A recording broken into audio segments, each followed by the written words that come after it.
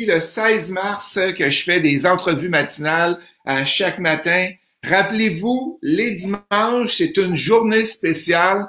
Qu'est-ce qu'on fait? On parle les dimanches de santé personnelle, santé physique, santé morale aussi.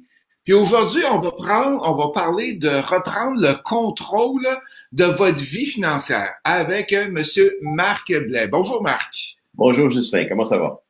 Ça va très bien. Et avant qu'on débute, Marc, on va laisser les gens rentrer un peu. Je veux juste parler un petit peu des entrevues qui s'en viennent dans la semaine. On a lundi, on va parler de licence RBQ pour les gens qui sont en immobilier et qui veulent faire un flip. Est-ce qu'on a besoin d'une licence en RBQ? Mardi, on parle prêteur privé. On sait des fois qu'il y en a qui vont avoir besoin de prêts privés avec ce qu'on vit présentement. Mais comment pas se faire avoir avec le prêt privé dans le temps de COVID qu'on est là présentement? Mercredi, on parle de conversion en condo. On a un 6 logements, on veut le convertir en condo. Comment ça fonctionne et comment ça marche? Hey, saviez-vous que l'entrevue la plus populaire cette semaine, une des entrevues les plus populaires cette semaine a été vendredi avec Michel Martel. Comment investir ses REER en immobilier? Et on parle pas du rap. On parle pas du rap, on parle de d'autres techniques pour prendre des REER et être capable d'acheter des projets immobiliers. Alors, on a plein de gens qui rentrent maintenant, qui se sont levés de bonne heure, tout comme nous autres. Dominique, bonjour Dominique, bonjour Nicolas. Bill qui est avec nous ce matin. Linda qui est là tous les matins. Merci Linda. Linda est courtière immobilière dans la région de Terrebonne et Repentigny. Elle nous suit à tous les matins avec son café. Carl est là aussi à tous les matins. William aussi. C'est que merci à vous tous d'être là. Et aujourd'hui, les amis, de quoi qu'on parle? On va parler d'argent. L'argent, c'est souvent tabou au Québec. Hein? Il faut pas dire qu'on est riche, il faut pas dire qu'on a 100 portes. Sans ça, on va se faire lapider sur la voie publique. Mais à matin, j'ai la chance d'avoir Marc Blais, qui est auteur, conférencier et coach exécutif pour plusieurs PME. Puis il va nous parler de reprendre le contrôle de votre vie financière. Fait que Marc, pourrais-tu te présenter un petit peu et expliquer c'est quoi tu veux dire par ça, reprendre le contrôle de sa vie et dire qui tu es aussi? Bon, voici, moi, j'ai un background de montage, un CPS formation, qui m'a emmené à écrire ce livre, que finalement, je m'entends en écho, c'est normal. Je ne sais pas pourquoi. Es-tu ouvert à deux endroits? C'est pas supposé, parce que non, je vais essayer d'écrire ça, tu me diras si... Parce qu'on t'entend très mal, nous autres aussi. Ça, écoute, voici, je vais essayer ça comme ça. Et ça là, faut que tu switches ton ordinateur avec l'audio. Est-ce qu'il switch automatiquement? Normalement, OK, je m'entends encore, donc c'est vraiment curieux. Nous autres, le son est beaucoup mieux comme ça. Toi, c'est mieux. OK, puis moi, je m'entends par contre. Okay, je vais aller tout de suite arranger ça, puis parfait. Ça va être réglé. Donc, pourtant, je suis sur écouteur, donc je vois vraiment pas qu'est-ce qui fait que ça... On a les gens qui nous disent, Linda, Nick, qui nous dit oui, il y a de l'écho, puis moi aussi, je l'entends. Bon, OK, je pense avoir trouvé. Voici. Ça, peut-être ça va changer. Mais tu m'entendras plus parler. Ça baisse au parleur. Là, est-ce qu'il y a encore de l'écho quand je parle? Aujourd'hui. Est-ce qu'il y a encore de l'écho? Non, c'est correct. Continue donc. Non, c'est correct. Bon, écoute, ça m'a l'air correct de mon côté. Oui, et Kevin nous dit c'est Parfait. Kevin nous dit c'est correct. Oui. Wow, OK. On apprend tous les jours sur la technologie. C'était le son qui revenait par mon écran. OK, moi, j'ai un gros écran à côté, là. C'était ça la chose. Parfait. On l'a trouvé. Et Danny nous dit que c'était OK. Annie aussi. Puis Linda. Merci, la gang. Merci d'avoir été là. Merci. T'as des bons techniciens, Justin. Oui, c'est ça. C'est fantastique. Alors, voici. Donc, je reprends. Je suis comptable. Je suis un CPA de formation depuis très longtemps, depuis quelques décennies. Puis, malgré ma formation comptable, j'ai toujours eu certaines difficultés à gérer mes finances. C'est-à-dire que j'ai eu, à l'époque, quand j'ai commencé comme comptable, j'ai eu des clients qui avaient un genre de facilité que je ne comprenais pas. C'est-à-dire qu'ils gagnaient un salaire tout près du salaire minimum. puis ils réussissaient à épargner. Puis je voyais, je faisais leurs impôts, donc je voyais leur T5, leur revenu d'intérêt, puis je me disais, écoute, ce gars-là, il gagne, tu sais, en argent d'aujourd'hui, disons 28 000 par année, puis il y a des revenus d'intérêt de 2 000 puis il y a 28 ans. Tu sais, comment tu peux, tu sais, puis à l'époque, j'avais fait le calcul, c'était quelqu'un qui avait déjà 20 puis 30 000 de côté, puis sa maison était presque payée. Et je me disais, comment, moi, je gagnais beaucoup plus d'argent à cette époque-là, puis je me disais, moi, j'arrive pas à faire ça, là, c'est impossible. Fait que je me suis collé un peu sur ce gars-là, qui est devenu un ami, d'ailleurs, puis j'ai appris beaucoup de lui. Puis une des choses qu'il faisait, entre autres, c'est qu'il n'empruntait jamais pour une auto. Il n'a jamais fait ça de sa vie. Quand il a voulu acheter sa première voiture, il a mis de l'argent de côté, puis quand il en a eu assez, il a acheté sa voiture. Puis dès qu'elle a été achetée, il a commencé à épargner pour la prochaine, qui allait changer au début, c'était 6 ans, puis après, c'est devenu 10 ans. Vois-tu? Puis quand il a l'argent, il calcule, ça me prend 28 000, 30 000, il a l'argent dans le compte, il arrête de mettre l'argent dans ce compte-là, puis il est prêt. Quand la voiture casse, il s'en va en acheter un autre. Tu sais, c'est à peu près ça, son scénario. C'est un gars très prudent, fait que un an avant de changer de voiture, il commence à s'informer, puis finalement, il fait le travail. Tu sais, il n'y a pas de miracle là-dedans. Cartésien, là, comme un ingénieur, là, hein? Quasiment dans sa tête, puis pourtant, c'est un gars, c'est une personne qui n'a pas une formation en finance, puis qui n'a pas de formation générale très grande. C'est un gars qui pense par lui-même, par contre, puis qui est intelligent, là. Donc, c'est pour dire qu'on n'a pas besoin d'avoir des grosses formations techniques en finance ou en finance personnelle pour arriver à atteindre nos buts financiers. Fait que moi, ça m'a donné une leçon de vie. Malgré ma compétence en finance, comme je le disais, moi, je suis plus un acheteur, pas compulsif, mais impulsif. J'ai toujours été comme ça jusqu'à ce que je prenne le chemin de dire, ben, il faut que ça arrête. Puis, j'ai passé à travers, puis je suis devenu, je pense, un acheteur raisonnable et heureux de l'être. Fait que je vous conterai ça un petit peu plus tard dans l'entrevue. Parfait. Et tu as été comptable. Après ça, tu as fait plusieurs années que tu me disais que tu avais laissé la comptabilité. Et là, tu fais quoi présentement? Là, je suis coach exécutif et président du groupe Tech Canada. Tech Canada, comme tu connais, Ghislain, c'est un groupe, ce qu'on appelle un comité consultatif d'entrepreneurs, de hauts dirigeants de compagnies qui s'entraident et qui se forment constamment. Donc, c'est une formation continue, si on veut, qui mène à devenir des meilleurs gestionnaires. Donc, mon cheminement, ça a été un comptable à une époque où je pensais que j'allais être CPA à mon compte ou près de PME. J'allais être en finance personnelle, j'étais conseiller en fonds de placement. Je pensais que ça serait ma carrière. Puis au bout de 14 ans environ, ben, j'ai bifurqué. Je suis devenu président d'une compagnie cotée en bourse. J'ai fait ça pendant 20 ans environ. Puis depuis 3 ans, je me suis formé au coaching général et au coaching exécutif. Puis depuis 1 an, je suis avec Tech Canada. OK, excellent, parfait.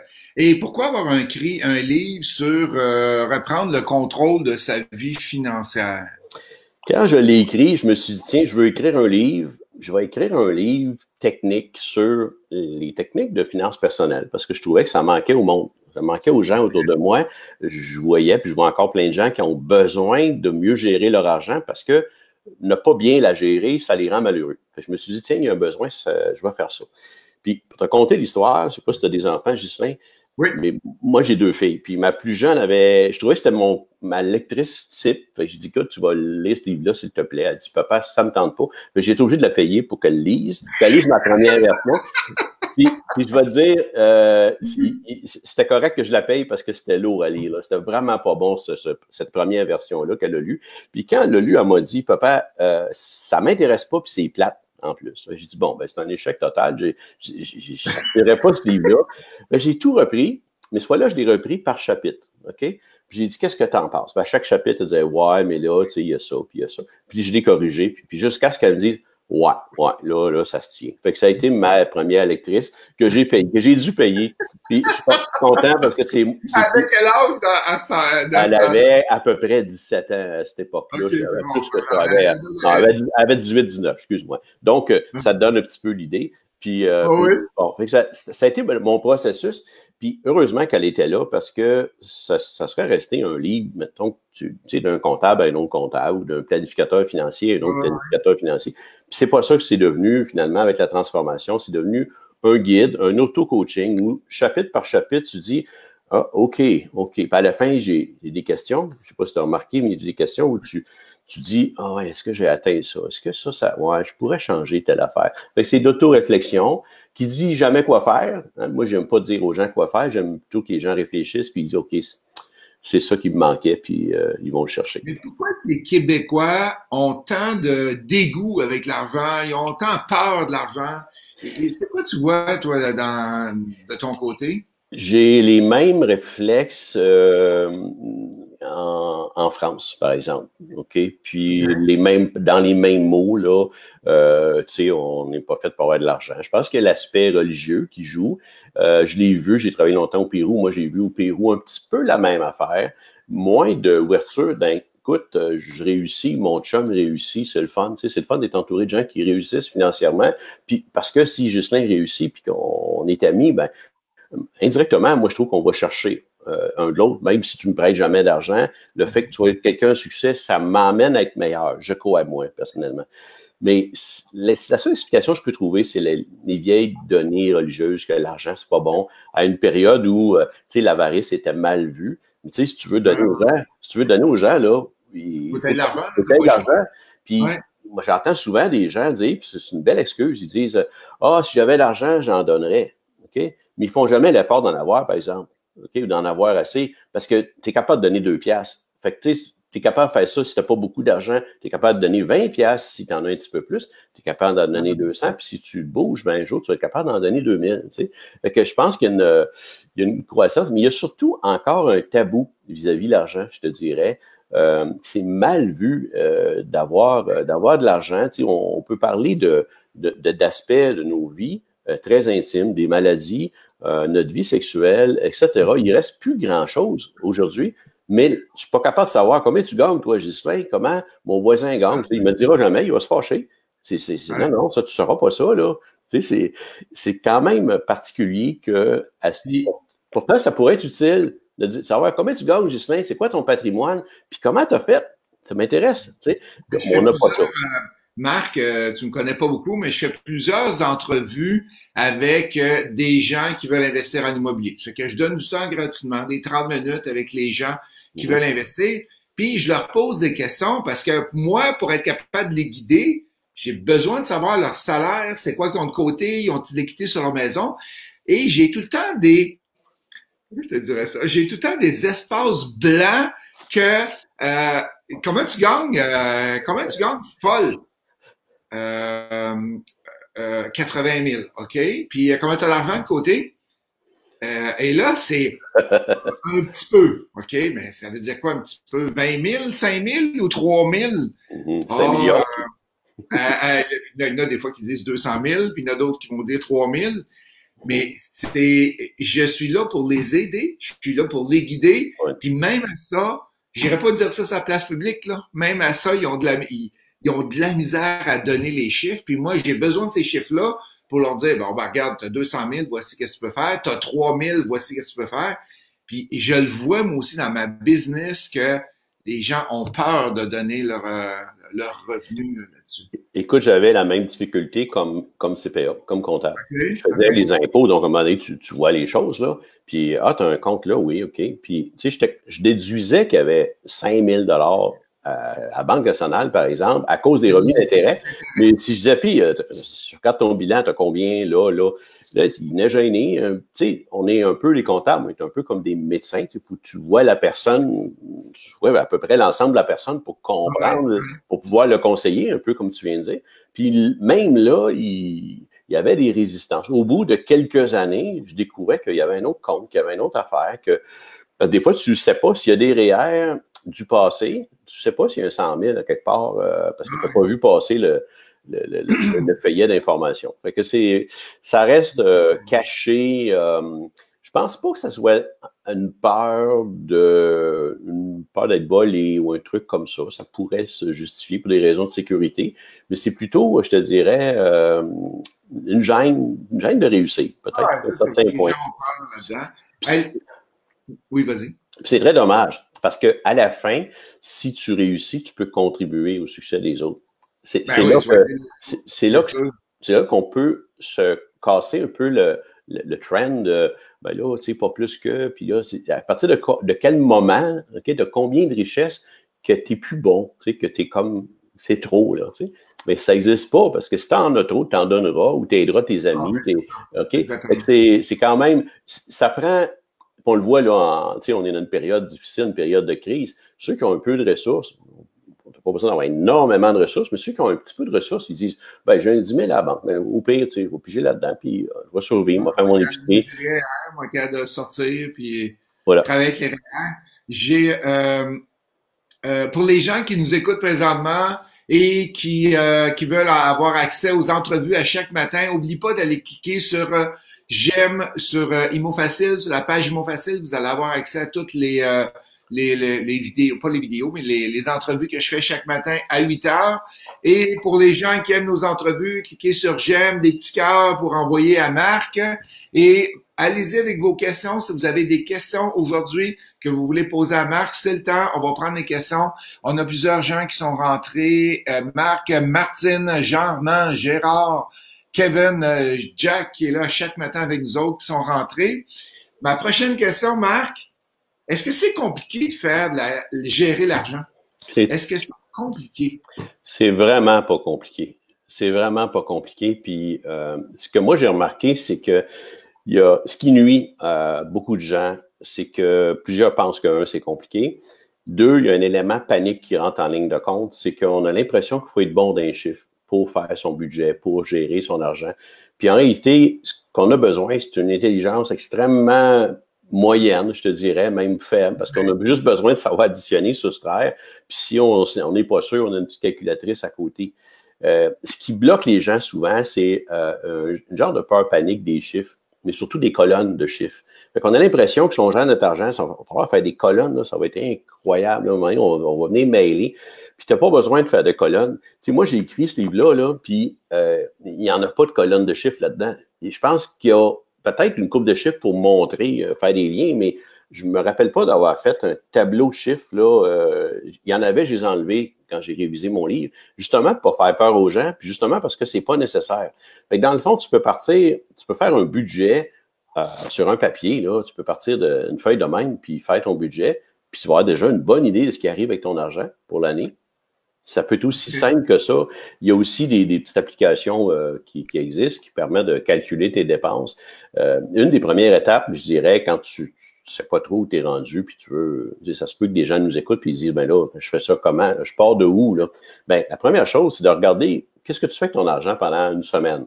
C'est pas trop pire, ça. Faire ça pendant une semaine ou deux. Si tu es capable d'aller à un mois, c'est encore mieux, parce que là, tu as vraiment une bonne idée. Tu notes ça là, comme tu penses là, sur une feuille. Puis à un moment donné, au bout de la semaine ou du mois, tu regardes cette feuille, tu dis, il y a quoi là-dessus? Là? Puis là, tu te rends compte que, Caroline, j'ai dépensé beaucoup, beaucoup plus que je pensais sur telle chose. Je pensais pas que ça me coûtait si cher. Puis là, il y a comme un début de réflexion. Moi, c'est ce que je recommande dans mon livre. Là. Essayez de voir au départ, qu'est-ce que je fais actuellement avec mon argent. Puis après, tu n'es pas obligé de te flageller et de dire, Caroline, je dépense ben trop là-dessus. Tu peux te servir de ça pour dire, hey, c'est cher, hein? C'est-tu le fun? Oui, c'est le fun. Bon, mais je laisse ça de même. C'est parfait. J'en suis content. Ou j'ai une dépense qui est vraiment trop forte. Puis, j'arriverai jamais à réaliser mon rêve qui est de, je sais pas, aller en voyage l'année prochaine. C'est le fun de partir en février dans le sud. Ce serait le fun d'épargner de X milliers de dollars pour acheter ma première maison, mon premier immeuble. Mais là, j'y arriverai jamais si je continue à dépenser autant dans la restauration, les vêtements ou, je sais pas, les voyages, par exemple. Fait qu'est-ce qui est important pour toi? Puis comment est-ce que tu fais pour ajuster ça? C'est quand tu es conscient. Tu es obligé toujours de prendre des notes ou d'utiliser une application pour te rendre compte de qu'est-ce que tu fais avec ton argent. Ça, pour moi, c'est la première étape. Excellent. Puis, as-tu des trucs que tu peux donner? On va aller avec des trucs concrets pour bien gérer son argent. Fait que tu peux nous donner 3-4 trucs que tu vois. Attention, avant, on a des questions de Sylvie. La question est aussi combien je dois ramasser pour mon futur, exemple, ma retraite. Comment tu fais pour calculer ça? Bon, là, on est forcé d'utiliser des hypothèses. Une des hypothèses, c'est, OK, tu peux décider aujourd'hui à quel moment tu vas prendre ta retraite. Ça, c'est relativement simple. Puis de là, ben, tu peux décider que tu vas prendre ta retraite 1 an plus tard ou 2 ans plus tard après. Ça ne change pas grand-chose. Tu auras juste plus d'argent. Okay? Là-dessus, tu ne peux pas te tromper beaucoup. Là où tu es à peu près sûr de te tromper, mais tu ne veux pas te tromper trop, c'est ton taux de rendement. C'est quoi le taux de rendement des prochaines années? Alors, tu as 30 ans, puis dans 30 ans, tu veux prendre ta retraite. J'aime mieux pas l'entendre. C'est quoi? Tu es obligé de dire, ben, ça va être 4, ça va être 6, ça va être 8 Mais là, tu es sûr de te tromper quelque part. Il y a des années où tu vas faire plus, des années où tu vas faire moins. C'est long, 30 ans dans une vie. Fait que là, tu n'es pas sûr. Mais quand tu n'es pas sûr, qu'est-ce que tu fais? Tu mets un taux un peu moins pour en avoir plus. Parce qu'en général, si tu arrives au moment de la retraite puis tu en as plus, ben, tu ne seras pas fâché. Tu vas juste dire, ben, ça va être plus de fun. C'est tout. Okay? Bon, l'autre élément, qui est la troisième hypothèse, c'est quel sera le taux d'inflation? C'est pas évident de connaître le taux d'inflation. La plupart des gens partent du taux d'inflation actuel ou des 5 ou 10 dernières années.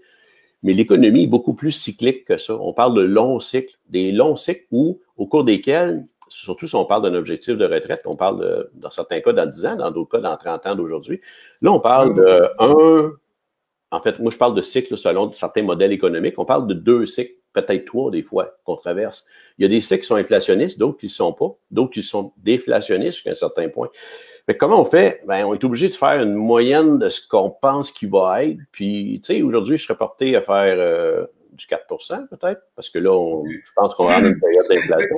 4 mais pour Sylvie, là, qui veut prendre sa retraite dans X années, je sais pas quelle âge elle a, mettons à 60 ans, elle veut prendre sa retraite. As-tu des trucs, des règles du pouce là, qui pourraient être faciles et... Je voudrais même pas t'en donner. J'oserais pas t'en donner parce que écoute, ce qui se faisait dans les dernières années, je suis pas convaincu que c'était bon, que c'était exact. Puis le gros danger, c'est là qu'on touche à l'immobilier, le gros danger, c'est l'inflation. Quel sera le taux d'inflation? On a traversé une couple de décennies avec une inflation pas si mal, mais si l'inflation monte à 8 par exemple, mon rendement de 6 ça ne marchera pas. Donc, ça me prend des actifs qui vont suivre l'inflation à l'intérieur de mon plan de retraite. Autrement, comme l'immobilier, c'est sûr, comme les valeurs boursières sont des valeurs qui s'ajustent à l'inflation parce que les prix, les chiffres d'affaires s'ajustent à l'inflation, les coûts aussi. Et là, certaines bonnes compagnies peuvent être intéressantes pour se protéger de l'inflation. On n'achète pas des actions uniquement pour ça, mais il reste que ça fait partie des types d'actions qui nous protègent de l'inflation. Tout ce qu'on appelle hard assets, l'or par exemple, ces trucs-là, les œuvres d'art peuvent aider, en autant qu'on connaisse ça. Dans n'importe quel domaine, si on ne connaît pas ça, on allait à l'aveuglette, c'est pas nécessairement la bonne chose à faire. Nous autres, on est là pour les gens qui veulent investir en immobilier, on peut leur enseigner ça. Là. Hey, on a une question de Linda. Qu'est-ce que tu penses des budgets? Des gens qui font des budgets pour... je sais que tu as une pensée là-dessus, je la connais des fois d'avance. Vas-y, Marc, qu'est-ce que tu penses des budgets? Moi, je trouve ça extraordinaire, quelqu'un qui fait un budget. Je trouve ça beau, je trouve ça magnifique. J'envie ces gens-là, mais j'en ai jamais fait. Okay? J'ai 2 fois dans ma vie, en fait, presque 3 fois, je me suis assis et j'ai fait mon budget personnel. Okay? N'oubliez pas, je suis un comptable professionnel. Bon, pourquoi? Parce que ça m'horripile, je me sens contrôlé. C'est comme si je me contrôlais moi-même, même ça m'agace. Donc, je fais pas ça. Je l'ai fait à des moments où il y avait des gros changements dans ma vie professionnelle ou personnelle, puis il fallait que je sache, là, coudonc, présentement, je dépense combien? Un peu ce que je disais précédemment. Fait que là, j'ai pris mes dépenses, puis j'ai regardé, coudonc, je dépense 40 000 par année, par exemple. Ouais, hey, c'est beaucoup d'argent. Ça veut dire qu'avant impôt, il faut que je gagne pas 65. Oh, j'en suis pas là. Je pense que mes revenus vont baisser parce qu'il y a des gros changements. Comment je fais pour ajuster ça? Puis là, je me suis rendu compte que mes restaurants étaient très élevés. Les voyages, c'était un beau poste de dépenses. Que la nourriture, c'était pas si mal. Donc, je pourrais peut-être switcher moins de restaurants, plus de... Okay, puis moins de vêtements. Puis, OK, il y a des trucs très flexibles comme ça. Ils sont pas si le fun à couper en passant, là, mais que quand il faut, il faut. Fait que moi, j'ai fait ça de même. Sinon, j'essaie d'utiliser le plaisir que j'ai de vivre. C'est-à-dire, je mets mon argent là où c'est le fun. Puis même là où c'est le fun, j'essaie de voir comment je peux en avoir plus pour mon argent. Fait que si, par exemple, à une certaine époque, je me suis rendu compte que je dépensais beaucoup sur un peu sur les vêtements, mais pas trop, mais surtout sur les restaurants, pour me rendre compte que j'aimais mieux boire du bon vin, par exemple. Qu'une des raisons pour laquelle j'allais au restaurant, c'est de boire du bon vin. Puis on sait comment ça peut coûter cher. Fait qu'à partir de là, j'ai coupé sur les restaurants, mais je me suis mis à m'acheter des bonnes bouteilles de vin qui coûtent moins cher à la SAQ, beaucoup moins cher à la SAQ qu'au restaurant. Puis là, j'étais plus heureux, puis je dépensais moins, je réussissais même à épargner. C'est des petites techniques que tu as mis en application au lieu de faire un budget. Exact. Exact. Puis je l'utilise honnêtement plus aujourd'hui, mais j'ai utilisé pendant longtemps une application sur mon iPhone et où je rentrais 100% de mes dépenses. C'était juste pour voir comment je me comportais. Puis à un moment donné, avec une application comme ça, tu peux mettre classifier tes dépenses par catégorie, mais tu peux aussi juste faire un global, tu sais, juste dire combien je vais dépenser en dépenses variables, parce qu'il y a des dépenses fixes comme ton hypothèque, tes assurances, tes taxes, que tu contrôles parce qu'il faut que tu saches ce qui se passe. Mais là où, en général, le bas blesse, où on se fait massacrer, c'est au niveau des dépenses variables, c'est-à-dire encore là, restaurant, vêtements, voyage et tout ça. Puis, c'est en partie en fait, on est responsable de ça, mais c'est très difficile de gérer ces dépenses-là parce que la publicité est partout. On l'a en virtuel, on sort, écoute. Puis aussi, c'est que ce que je me suis rendu compte, parce que je me trouvais bien faillible là-dessus, tu sais, je me disais, voyons, comment ça se fait? Je me fais prendre à acheter quelque chose que j'ai pas tant besoin. Puis, à un moment donné, j'ai fait des recherches là-dessus, puis je me suis aperçu jusqu'à quel point le marketing était rendu subliminal. Et si on regarde la science du marketing, là, on peut reculer une cinquantaine d'années quand le marketing est né ou à peu près. Avant, on parlait de vente, là. Mais là, on a eu la science du marketing qui a été inventée. Ensuite, ce qu'on a eu, c'est que, et ça, c'est récent, on a eu la psychologie qui s'est alliée au marketing pour essayer de voir c'est quoi la faiblesse humaine de Ghislain, qu'est-ce qui fait que, tu sais, as-tu besoin de reconnaissance? Du côté émotion, du côté... Exactement. As-tu besoin de sentir quelqu'un? Fait que là, si j'ai une auto à vendre, je vous remarquez, la publicité, c'est extraordinaire. On parle à peu près jamais du produit, de sa qualité, de sa durabilité, OK? Les émotions. Les émotions. Fait qu'on va chercher l'émotion de Ghislain, par exemple. On dit, lui, il aime ça paraître. Donc, on va... Est-ce que je me trompe, Ghislain? Tu aimes ça paraître? Ouais, c'est ça. Oui, c'est ça. Bon, il aime paraître. Je suis tombé pile. Il aime paraître. Donc, on va... Tu sais, dans la publicité, on a un véhicule, on a des belles femmes auto. Puis là, il va acheter le véhicule parce qu'il veut avoir l'air de tout ça. Il veut que c'est... Tu sais, les chums autour de l'auto. Hey, Ghislain, wow, t'es quelqu'un, t'as une belle voiture. OK? Et là, on a tous... Je prends ton exemple pour rigoler un peu, mais on a tous au moins une blessure importante comme ça. Fait que quand les gens font le marketing, ils savent à peu près exactement, ils ne savent pas exactement quelle est la tienne, mais ils savent qui achète ce genre de produit-là. Ils vont les chercher avec ça plutôt qu'avec mon véhicule est plus fiable, dure plus longtemps, OK, puis il coûte moins cher. On n'a pas ça dans le Carl qui nous dit l'épargne devrait être enseignée à l'école, fin primaire, début secondaire. Pourquoi les gouvernements n'embarquent pas là-dedans? Ben, il y a toutes sortes de défis, hein, que le système d'éducation a plusieurs défis, mais il y a quand même des bonnes intentions de plusieurs personnes. De certains profs qui le font à l'intérieur du cadre de leur cours. Deux, moi, je sais que l'Ordre des CPA, par exemple, donne des formations dans des écoles. Donc, si quelqu'un en veut pour ses enfants, ben, il fait la demande à son professeur qui fait la demande à l'Ordre, puis il y a quelqu'un qui va venir faire une capsule adaptée. Tu sais, il ne parlera pas comme on parle aujourd'hui, là. Il va adapter à la 4e année ou à la 5e année ou à la 6e, puis c'est vrai au secondaire aussi. Donc, il y a moyen de s'informer. Il y a de plus en plus de livres et je te dirais, de vidéos adaptées aussi pour comprendre la base de la finance personnelle. Il reste un défi, c'est que pour les gens qui veulent apprendre, tantôt on parlait de budget, de colonne, de chiffres, il y a un autre défi, c'est que ceux qui ne maîtrisent pas au moins 10 à 20 mots de vocabulaire, tu sais, dans l'immobilier, c'est un peu la même chose, il faut que tu enseignes ces 10 ou 20 mots-là importants pour que les gens soient capables de comprendre tes enseignements qui suivent. La balance de vente, etc. Oui. Exact, ça a l'air sorcier au début, là. La première fois que tu entends ça, tu te dis, attends, je ne serais pas capable. OK, il y a comme une peur, une limitation à ce niveau-là. Mais une fois que tu maîtrises ça, ben, tu comprends. Puis tu ne comprends pas, tu te dis, Justin, j'ai mal compris, explique-moi ça. Puis de là, tu passes. Fait qu'il y a il y a une phase à passer, puis les gens essaient d'aller les chercher dans les journaux ou dans certains livres. Puis j'avoue que c'est très compliqué. Moi, à mon niveau, quand j'écoute des nouvelles économiques, il y a des fois que je ne comprends pas.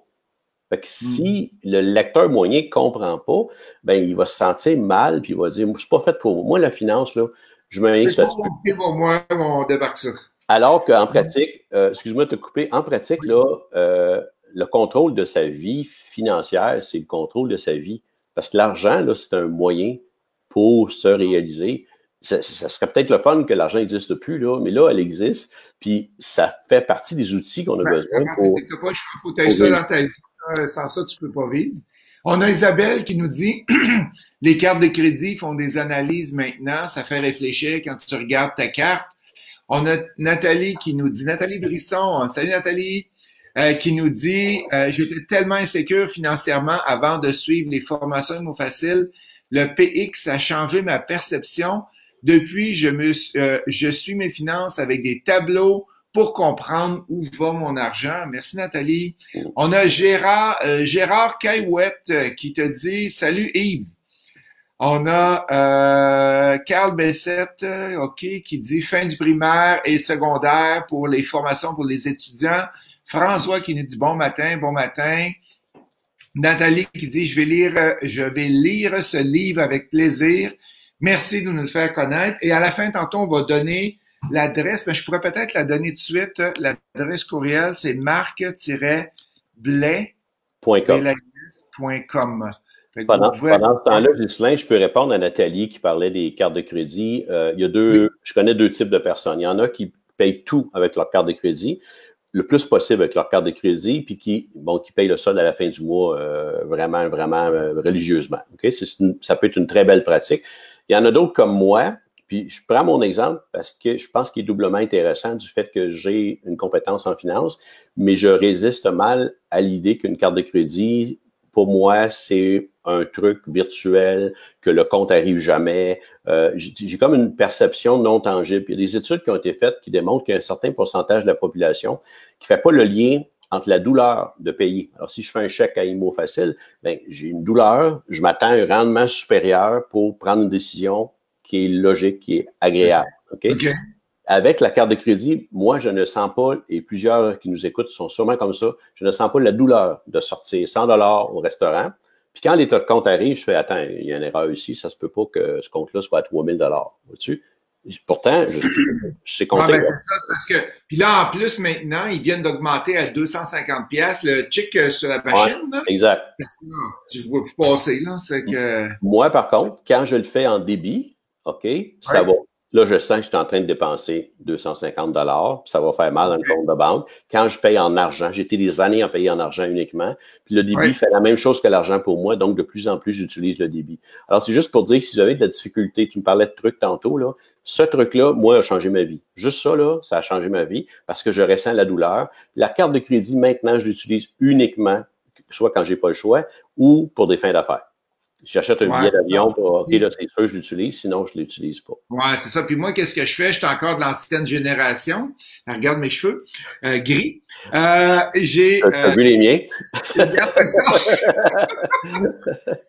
Et là, pas de commentaires, les amis, sur mes cheveux, OK? Et là, qu'est-ce que je fais? C'est que je mets tout le temps de l'argent. J'ai tout le temps de l'argent comptant dans mes poches. J'ai tout le temps 100, 150 $ dans mes poches. Et quand je suis capable, je paye avec de l'argent comptant, fait, je le sens sortir. Ouais, là, quand je vois qu'il me reste 20 $ dans mes poches, j'ai dit, tabarouette, qu'est-ce que j'ai fait cette semaine pour dépenser autant? Ouais. Qu'est-ce qui est arrivé? Où c'est qu'il est parti l'argent? Et là, je le vois plus qu'à l'effet tching avec la carte de crédit. Exact. Exactement. Donc, quelqu'un comme toi ou comme moi devrait prendre des notes, soit sur l'iPhone ou ailleurs, pour savoir ce qui s'est passé. Et les autres qui peuvent vivre avec une carte de crédit, moi, je pense que c'est une excellente façon de contrôler son argent parce que, comme Nathalie disait, tu as le résumé à la fin. Tu as même le résumé annuel. Tu sais combien ça t'a coûté de restaurant dans l'année. Tu es capable de dire, hey, coudonc, ça a-tu du bon sens? Oui, c'est correct. OK? Puis, tu te rends compte, moi, j'avais fait un calcul de même, je voulais voyager plus, je voulais boire du meilleur vin, c'est mon exemple personnel. Puis, les restaurants, là, c'était sky's the limit, ça n'avait pas de bon sens. Fait que quand j'ai réalisé ça, j'ai fait, est-ce que vraiment mon plaisir, ça serait de voyager? Est-ce que ça serait de boire? Oui. Donc, j'ai coupé ça, puis j'ai eu ce que je voulais. Je me suis mis à partir en voyage, c'était assez impressionnant, là, comment je voyageais, alors que je sentais pas que c'était possible de voyager autant que je voulais. Parce que tu dépensais trop dans un autre côté. Exactement. Ça a été un revirement complet. Puis, leçon d'humilité, quand j'ai écrit mon livre, là, ben, à chaque chapitre, là, je me disais, OK, puis toi, Marc? Puis là, j'aimais pas ça, ce qui sortait comme réponse. Il y avait des réponses du... Moi, ma première réponse. Oui, exactement. Ça m'a été utile. Je me suis auto-coaché aussi. Je voulais voir un peu l'effet du chapitre-là. Mais aussi, c'est que là, je me remettais en question, puis ma réponse était toujours, ben moi, c'est pas pareil. Puis là, c'est pas pareil, c'était pas ça la bonne réponse, fait que j'attendais un peu. Puis là, je me disais, ouais, OK, ça veut dire qu'il faudrait que je change de quoi, hein? Puis là, je change. Mon ami qui nous demande, qui a vu Nathalie tantôt, qui a été au PX, puis il demande c'est quoi le PX. On a plusieurs formations chez MoFacil. On a le coaching double, qui est une formation théorique et pratique. En passant, on part demain une nouvelle cohorte. Et on a le programme X, qui était une fin de semaine de 3 jours sur l'argent. Et c'est ça que Nathalie a suivi. Juste appeler au bureau si des fois tu as des questions, Nick. Kevin, mettre 10 piastres par jour en retrait automatique, comme ça, l'argent qu'on voit pas, c'est de l'argent qu'on dépense pas. Et ça fait 40 ans et j'ai un excellent chiffre après. J'ai un bon chiffre maintenant. Wow.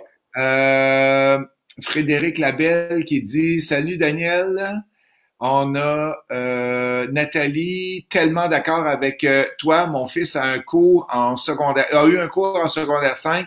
Il a accumulé près de 9000 en 1 an et il comprend mieux l'épargne. C'est essentiel ce cours-là. » Sylvie qui dit merci Monsieur Blais. Frédéric, le nom de l'application que tu avais sur ton cellulaire que tu rentrais dedans, t'en rappelles-tu? Oui, budget sur économie. J'en parle dans mon livre, il y a un lien là-dessus vers budget sur économie, c'est ça? Oui, puis il y a une tirelire comme symbole, une tirelire rouge. C'est pas le plus up-to-date, mais moi je l'ai choisi parce que c'était la plus simple d'application. Je voulais juste un truc qui additionnait, puis ça fait un job. C'est correct. Est-ce qu'il y a quelqu'un qui peut le mettre dans le chat, s'il vous plaît? Budget sur économie, c'est ça? Voilà, okay. C'est ça. Fait que si vous pouvez le mettre dans le chat pour que les autres puissent le voir. Bill qui nous dit les dépenses reliées à l'alcool sont souvent faramineuses. Merci. Sylvie, connaître l'application. André, bonjour. Mario, quel est le nom de l'application aussi? Ça rentre, hein? André Lapierre qui dit Robert Kiyosaki enseigne bien les finances aussi, Rich Dad, Poor Dad. J'ai adoré ce livre-là et celui qui commence le coaching double, c'est le premier livre que vous avez à lire. Qu'est-ce que je trouve dommage, c'est que c'est pas moi qui l'ai écrit. C'est bon signe, ça. Ouais, c'est ça. Bon Michel, le cours d'économie de ma fille est en secondaire 5 et très bon. Ça l'a sensibilisé à l'épargne et au placement. Elle a accumulé au cours des 2 années suivantes près de 15 000 $. Wow, de belles réussites, ça. Hey, dites-moi donc, est-ce que vous avez un enfant qui a suivi un cours de finance? Fait que marquez-moi un petit oui, si oui, et s'il n'a pas suivi de cours de finance, un petit non. Ou si vous n'avez pas d'enfant, mais marquez-moi non. Mais je veux juste voir est-ce que tout le monde. Mais je me rappelle. Ma fille Vicky, elle avait suivi un cours, puis elle me demandait, papa, c'est quoi ça les REER? J'ai pas compris exactement c'était quoi. Lire L'Esprit millionnaire, qui est un bon livre aussi. Ouais. Philippe, pour les ristournes, c'est intéressant. Il parle des cartes de crédit, oui, qui a souvent des ristournes. Et Steve Fortin qui dit non. On sait pas sur quoi, Steve, mais on sait que t'es pas d'accord avec la chose. Steve, que je connais très bien, qui est au coaching VIP. Merci Steve d'être là en passant. En confinement, les restos fermés, c'est bon pour mon budget, qu'Isabelle nous dit. Steve qui nous dit, je paie tout ça avec la carte de crédit pour les avantages des ristournes et pas payer les frais bancaires. Excellent. Jacques Baillargeon, pouvez-vous répéter le nom du livre? Et s'il y a quelqu'un qui peut le mettre dans le chat, s'il vous plaît, vas-y donc. Le nom du livre, en fait, c'est « Reprenez rapidement le contrôle de votre vie financière ». Avance-le un petit peu. Là, avance encore. OK, comme ça. Puis attendons quelques secondes. Reprenez rapidement le contrôle de votre vie financière. Reprenez rapidement le contrôle de votre vie financière. Excellent. Merci beaucoup. Puis vous l'avez sur ma page web, là. C'est sur la première page. Parfait. Et là, qu'est-ce qu'on a? On a Nathalie qui dit oui. Dominique qui dit oui. Dany, non. Isabelle, non. Isabelle, non. Julie, non. Salut, Julie. Gérard, non. Non. Carl Bessette, 3 filles et aucun cours. Jean-Philippe Desjardins a très bons outils budget qui m'a personnellement aidé la prise de conscience d'où allaient mes finances. Merci. Ouais. Nadine, non. Ah, il y a beaucoup de noms. Kevin. Ah, Nadine, du VIP. Allô, Nadine? Tu t'es levé un matin? T'as pas eu trop de misère? Sophie, non. Céline, non. Ah, il n'y a pas beaucoup de gens qui ont suivi des cours. Tabarouette. Wow. Steven. Et Steven est professeur. Il dit oui, c'est moi qui l'enseigne. Professeur où il enseigne à ses enfants. Ouais. Nicolas, non. J'ai Philippe qui nous dit j'ai réinstauré le principe des tirelires. Je pense que tu as un principe que tu utilises avec les enveloppes. Peux-tu nous expliquer ça, s'il te plaît? C'est vieux comme le monde, ce truc-là. Hein? C'est quand tu veux faire quelque chose. Puis, en fait, je te dirais que c'est un peu le cœur de mon livre. C'est que on a tous des buts dans la vie. Là, je parle de vie, là, je parle pas nécessairement d'argent. Okay? On a tous des buts. Puis à partir du moment où ce but-là est sérieux, ça se peut, je te dis, je veux faire le tour du monde, mais j'ai pas de date, je sais pas où ça coûte, je sais pas encore dans quel pays j'irai. C'est pas un but sérieux dans ce moment-là. Mais si je commence à préciser que je veux faire ça, que je veux absolument que ça soit réalisé à quelque part dans ma vie, puis à quelque part d'ici 10 ans, puis que finalement, ça va me coûter 50 000, puis je veux aller principalement en Asie, puis je sais pas où, là, on commence à parler. Okay? Puis à partir de là, je devrais avoir soit un compte de banque distinct, ou soit une enveloppe. Okay? Une enveloppe, c'est plus pour le court terme, moi, je dirais, là, pour du court terme. Puis, plus tu es serré, plus tu vas vers des trucs simples comme, pour répondre à ta question, sur les enveloppes. Moi, je me rappelle avoir vu mes parents durant une certaine période où maman en avait des enveloppes pour le pain, pour le lait, pour les vêtements, pour le retour à l'école, etc. Parce que c'était la façon de dire, écoute, quand c'est le temps, l'argent est là. D'ailleurs, on a oublié certaines pratiques, mais il y en a une qui est reliée à ça, qui est très simple, c'est le compte de banque pour les frais fixes. Fait qu'on mélange souvent les frais fixes et les frais variables. Puis tantôt, je faisais référence au fait que le problème est d'habitude au niveau des frais variables, parce que ça se passe à tous les jours, on est vraiment incité à dépenser beaucoup trop, puis on remplit la carte de crédit inutilement. Mais au niveau des frais fixes, tu veux pas de surprise. Tu sais que tu as un compte de taxe annuel, tu sais que tu as un compte d'assurance, à cette heure, tu peux le payer une fois par mois, mais avant, c'était annuellement. Il y a d'autres coûts. L'hypothèque arrive quand même une fois par mois. On peut la mettre à la semaine aussi si on veut, mais tu comprends? Fait que si tu calcules tes frais fixes pour l'année, c'est pas très difficile, là. C'est 4-5 chiffres, divisé par 12, puis tu fais un virement dans ce compte-là. Mais quand le compte de taxe arrive, ben, tu écris un chèque. L'argent est déjà là. Il est déjà là. OK? Tu n'as pas de problème. Donc, ça, c'est une belle façon. Les enveloppes, c'est le même truc, mais ramené sur le court terme en général. Parfait. Fait que, on a encore, il y a un paquet de questions qui rentrent, mon ami. Oubliez pas, si vous aimez les entrevues que je fais chaque matin, cliquez j'aime sur Imo Facile. Vous allez l'avoir dans votre feed. Je sais pas c'est quoi le mot français, là, dans votre feed. Les gens, est-ce que vous avez des livres à recommander sur l'argent? On a des questions qui nous sont posées là-dessus. Est-ce que vous avez des livres à recommander? François qui nous dit un livre que j'ai adoré, The Power of Broke, de Diamond John. Linda, toute personne devrait lire le livre Réfléchissez, devenir riche de Napoleon Hill. Je l'ai adoré moi aussi. Isabelle, ma fille, me demande souvent pourquoi on n'a pas eu de cours sur comment faire nos impôts personnels. C'est bon. Nancy qui dit non, qui n'a pas eu de formation. Yann, mes enfants sont encore jeunes, mais je leur ai expliqué la valeur de l'argent. Ils économisent déjà. Bravo, Yann. Alain, et oui, coaching constant pour les enfants. Steve, non, mais papa travaille bien fort avec eux. Ma fille a 14 ans est déjà entrepreneur. Elle réussit, la petite. Cool, bravo. Elle suit son père, mon ami Steve. C'est intéressant tous ces commentaires-là, Ghislain, sur les enfants. Puis, je vois deux volets. La première, puis ça, tu le vis sûrement, quand on enseigne quelque chose, on devient meilleur. Hein, toi, tu coaches en immobilier, tu comprends mieux même ce que tu penses savoir à peu près. Okay, moi, je coach dans la vie, puis je constate que j'apprends beaucoup. Quand on fait ça avec nos enfants, on transmet de l'information, on transmet des valeurs, puis on transmet aussi une attitude. Puis après, on est comme pogné pour la respecter, cette attitude-là. Puis on sait que c'est pas facile, parce qu'on sait qu'une fois que l'enfant a entendu ça, il va un peu nous checker pour voir si on le fait vraiment dans la vraie vie. Tu sais, c'est comme dire fume pas, mais on voyait beaucoup de parents il n'y a pas si longtemps. Ouais, c'est ça, ouais. Donc, moi, un exemple de ce que j'ai fait, j'ai pas tout bien fait, mais il y a une partie où je suis assez fier. Tu sais, quand on part en voyage, là, puis les enfants, ils veulent un cornet de crème glacée, ils veulent acheter un bidule, puis ils n'arrêtent pas. Toi, tu viens tanner de sortir des 2 piastres, puis des 8 piastres, puis des 10 piastres. Nous, moi, ce que j'ai fait avec ma femme, quand on est parti en Asie à un moment donné, c'est que j'ai pris, je voulais lui montrer à la fois l'expérience internationale, l'expérience de voyage, puis de se débrouiller dans la vie. J'ai pris 100 $ canadiens, puis je leur ai dit, tiens, ça, c'est ton budget. Là, ils ont dit, ouais, mais là, on s'en va en Chine, ça ne marchera pas. Là. Ah non, oui, c'est vrai. Hein? Bon, qu'est-ce qu'on va faire? Fait que là, à l'époque, c'était 7 pour 1, le taux de change. Fait que j'ai dit, OK, ben, je vais vous le convertir d'abord, si tu veux. Là, on va te le convertir en yuan. J'ai fait ça avec mes 2 enfants. Fait qu'il y avait chacun 700 yuan.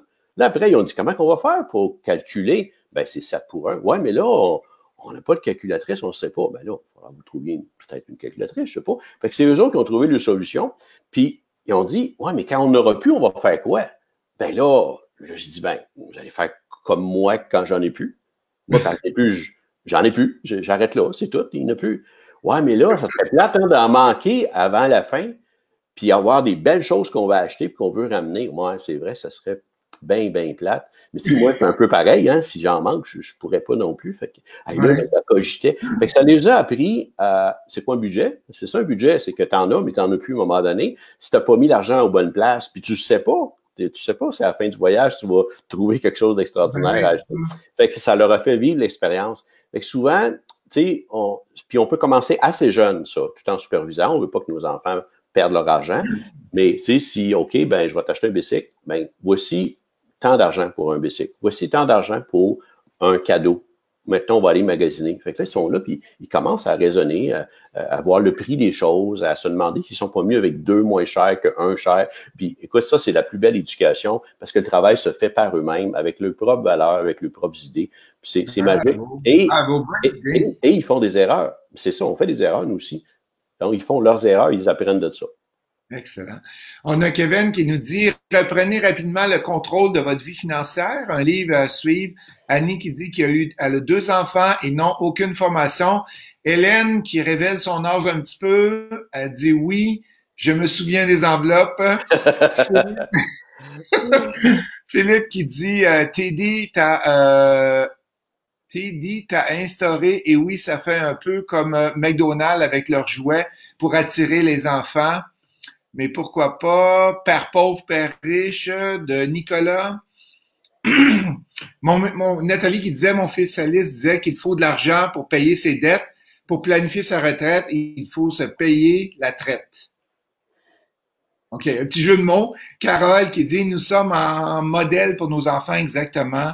Pouvez-vous nous répéter les livres recommandés? Qu'est-ce que tu vas faire, Romain? C'est que on va mettre le nom du livre dans les posts et tu vois toutes les posts qui ont les gens. Attends un petit peu. Excusez. Tu vois toutes les posts des gens qui l'ont mis. Et Linda qui dit Père pauvre, un livre pour bien enseigner à nos enfants comment faire de l'argent. Et je l'enseigne à mes enfants maintenant. Philippe Vézina qui nous dit Wealthy Barber. Hey, c'est super, une belle entrevue, les amis. On est vers la fin et j'aurais une question pour toi. C'est quoi le truc pour s'enrichir le plus rapidement possible? Je sais que tu en parles dans ton livre. Peux-tu nous révéler ça aujourd'hui? Bien, d'abord, c'est quoi s'enrichir? C'est quoi s'enrichir rapidement?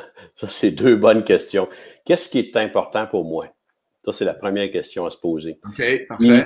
C'est pas toujours un chiffre. Des fois, c'est un niveau de vie. Moi, ce que j'aime penser, parce que j'ai jamais été très bon pour épargner, mais ce qui m'a permis d'épargner à certains moments dans ma vie où c'est important, c'est quand ma cause est importante. C'est quand la raison pour laquelle je voulais tant d'argent dans un compte de banque ou atteindre une certaine valeur était la bonne raison. Donc, par exemple, souvent, les gens sont plus motivés par les études de leurs enfants, par un voyage dans 12 mois, il y a des gens qui épargnent rien dans leur vie, ils dépensent à mesure, c'est super bien comme approche si c'est ce qui leur convient, mais aux 5 ans, ils font un tour du monde, quasiment 1 an, là, parce que c'est leur vie, faire ça, ils trouvent ça extraordinaire. Donc, la motivation, puis l'alignement de « c'est ça que je veux faire de ma vie ». Le premier chapitre de mon livre, ça traite des objectifs de vie, c'est-à-dire de tes objectifs de vie. C'est un questionnaire qui te permet à toi de réfléchir et de dire qu'est-ce que je veux de ma vie, peu importe l'âge que j'ai, qu'est-ce que je veux de ma vie. Puis ensuite, ben, tu sais, un budget, là, c'est simple, c'est qu'est-ce que je veux de ma vie, Puis à côté de ça, c'est combien ça coûte réaliser ça, puis quand je veux le faire. C'est ça, un budget, c'est pas plus compliqué. Fait que si tu as une petite calculatrice, tu prends ton montant, tu divises par le nombre de mois d'ici que tu partes en voyage, d'ici est-ce que tu achètes ta maison, d'ici est-ce que tu prennes ta retraite. Vois-tu? Souvent, on a l'impression que les finances personnelles, c'est juste planifier la retraite. Moi, ça m'a jamais motivé pour planifier ma retraite. Non, mais c'est trop loin d'avant. C'est souvent trop loin. On veut vivre le moment présent, exactement. Il y a des gens que ça motive beaucoup. Donc, c'est vraiment variable. Fait que l'idée, c'est de voir, moi, qu'est-ce qui m'intéresse. Puis, je pense que le fait de bien s'entourer, le fait d'être dans des groupes, permet d'échanger, permet d'apprendre de l'autre. Moi, je crois beaucoup que côtoyer des gens qui réussissent d'une certaine façon, qu'on aimerait réussir, nous aide directement ou indirectement. Même copier un peu quelqu'un qui a eu un succès, suivre ses qu'est-ce qu'il a fait ou qui a été. On est pas mal dans la fin, Marc. Pour les gens qui veulent, qui nous ont aimé l'entrevue, cliquez sur un petit pouce, un j'aime pour Marc. Et un petit mot de la fin, si vous avez un mot de la fin, les amis, à nous donner en terminant. J'aimerais ça les lire. On a Ewing qui nous dit divisez vos demandes, un peu comme le principe avec les enveloppes que tu as donné. Linda qui dit le budget, voilà, c'est ce que je disais tantôt. Il faut aller bâtir notre budget. Et Isabelle Mainville qui dit moi non plus, j'ai pas eu la chance d'avoir de la formation. J'attends quelques secondes pour voir les commentaires des autres. Et Linda qui dit bien hâte de lire ton livre. Je pense que c'est un spécial de ce temps-ci, hein? Oui, le spécial, appelons ça le spécial COVID, là. Je charge uniquement les frais de livraison. Puis, je ne l'ai pas dit encore, Ghislain, mais ceux qui vont commander aujourd'hui puis jusqu'à mercredi, commander un livre, ça va vous coûter 10 $, puis j'en mets 2 dans l'enveloppe. Oh, cool! Donc, savoir. Je peux savoir le mien, moi aussi? Tu peux avoir le tien, toi aussi. Les miens, je veux dire, excellent. Oui. On s'en va sur ton site Internet, on est capable d'avoir les gens. Fait que Romain qui dit, très inspirant, Marc. Annie qui nous dit, très intéressant. Manquez pas, demain matin, on revient avec l'immobilier demain matin, on parle de licence RBQ. Un cauchemar pour plusieurs personnes. C'est quand qu'on a besoin de ça exactement? Mardi, prêteur privé. Et c'est quoi les dangers de faire affaire avec un prêteur privé qu'on va regarder? Mercredi, la conversion en condo. Comment on fait une conversion en condo? Et la semaine dernière, je rappelle mon entrevue, une des entrevues les plus populaires, investir ses REER en immobilier sans utiliser le RAP. On a François qui nous dit, merci pour votre temps. Christian, je peux commander où le livre? Directement sur marc-blais.com et tu vas regarder dans les posts un peu plus haut, tu vas le voir. Nathalie qui dit, wow, merci. Éric, commencez par vous payer en premier. Vous deviendrez libre plus rapidement. Un bon conseil, Éric. Merci. Très pertinent, inspirant, des beaux commentaires. On a hâte de lire ton livre. C'est cool, la gang. Un gros merci d'avoir été là. Merci à Marc, à toi d'avoir passé 1 heure avec moi un dimanche matin pour nous jaser finances, nous jaser argent aussi et qu'est-ce que les gens, les Québécois vivent avec ça. Fait que je te souhaite une bonne semaine, puis on se parle un peu plus tard. Merci, Justin. Tu as vraiment des gens motivés, se lever 8 heures pour écouter une conférence sur les finances personnelles. C'est une belle gang. Merci. Reste avec moi, Marc. Merci beaucoup. Merci.